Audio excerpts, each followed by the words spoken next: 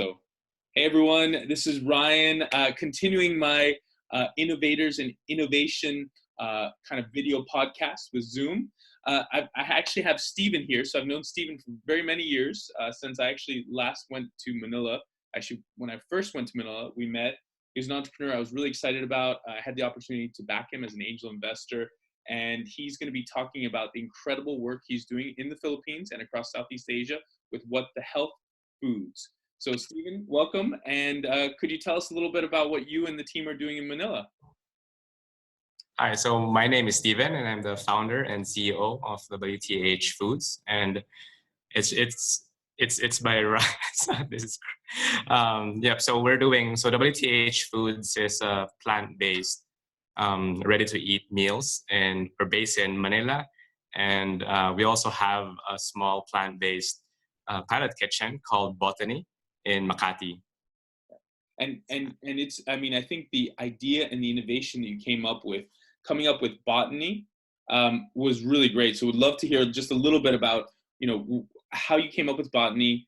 Why do you have a plant-based kitchen and a packaged goods company? How does that all work? So I'd like to consider ourselves like really a food innovation company, and our expertise is in food processing and manufacturing plant-based foods. But I think R&D is taking quite some time, and we were having this wonderful R&D products that we weren't able to showcase to the market just because they aren't packaged yet. So that's how the Botany concept came out. So Botany is a plant-based pilot kitchen where we showcase our R&Ds. It's a good physical space where customers could try our plant-based creations. And now, since this COVID quarantine lockdown, we're also doing food deliveries everywhere in Metro Manila where we could deliver. So I think it's great to stock up or to get your plant-based cravings right now. Yeah, and so for people that are watching that are in Manila or in the Philippines right now, you can get your products both at Botany. It can be ordered as a cloud kitchen. For those that are not familiar with what a cloud kitchen is, it's basically a kitchen that has no physical retail location. It's the beginning of the future, I think, for all of us globally. And so now you've turned what was an in-person experience with Botany into a cloud kitchen. So people can order online, right? Go ahead. Yep. So that's right. So check out our social medias or our website, wthfoods.ph, and it directs you to where you can order online. And like what Brian said, we also want to transform Botany into a plant-based cloud kitchen. So we welcome collaborations. We welcome food entrepreneurs, plant-based food entrepreneurs who still don't have their commercial kitchens. We welcome you to our kitchen. It's FDA licensed. And yeah, we're free to explore this growing plant-based scene together.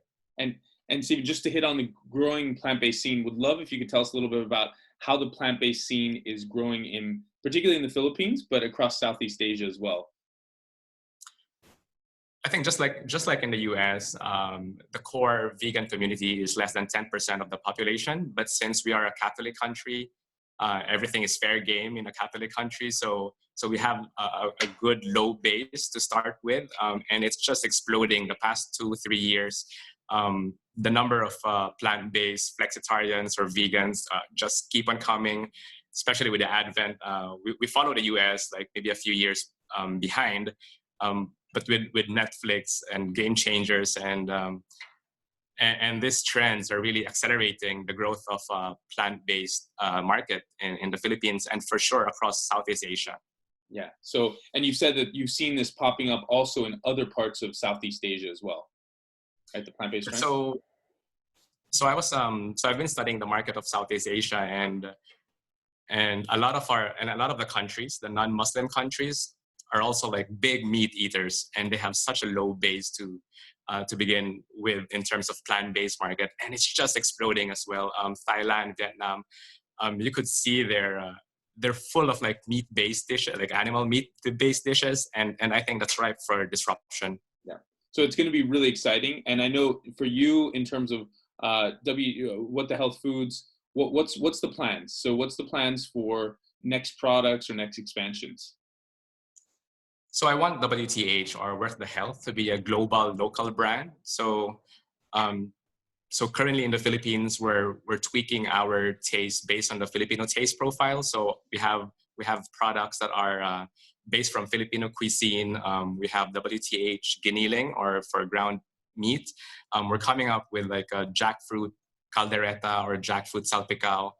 I'm hoping to get into accelerator programs in Singapore and fundraise there, and and come up with like local dishes. Could be like a plant-based satay, some plant-based meat barbecue, and moving to Thailand, it could be like a plant-based tom yum, plant-based pad thai. And so these will be like WTH brands. For me, the operative word is microwavable, ready to eat, and plant-based, fully nutritious and delicious, of course, appealing to the local taste. Yeah, so Stephen, I'm already super hungry. So thank you so much for giving us a quick overview. I know I kind of grabbed you when we were talking, said let's just do a quick Zoom. So if you could just tell us again, how can people find out, and people currently in the Philippines and Manila, how can they find out about WTH Foods? So you could follow our social media and find us there. So WTH Foods PH or botany.ph. Perfect. Thanks, Stephen. Talk soon. Bye.